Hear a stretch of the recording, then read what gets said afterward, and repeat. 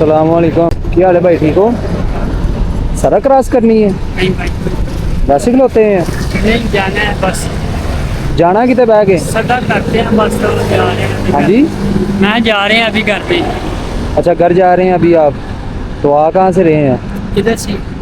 मांगते हैं आप? मांगते हैं? मांगने वाले को तो हम पकड़ लेते हैं।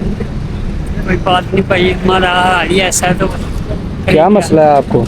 मेरा भैया चूपड़ा जो है ना साइड पे बाहर आ गया है। बच्चे हैं आपके? हैं? शादी हुई है आपकी? जी बच्चे हैं मेरे छोटे, कितने बच्चे हैं? 4 बेटे हैं मेरे। 4 बेटी हैं, माशाल्लाह। अच्छा, एक तो ये ना, ये मैं आपकी खिदमत करूँगा। अभी मेरे पास नहीं है, आप मुझे अपना अकाउंट दे दीजिएगा। बस क्या? आप लोगों के लिए अच्छा काम करता है, मुझे अपना अकाउंट दे दीजिएगा आप।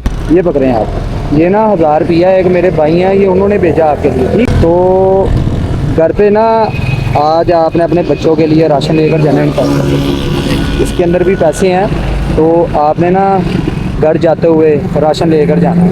आप किराया वगैरह भी लगा कर जाएँ घर पे और राशन भी लेके जाएँ। ये कितनी देर से ऐसे चल रहा है? भाई ये तकरीबन 2.5-3 साल हो गए।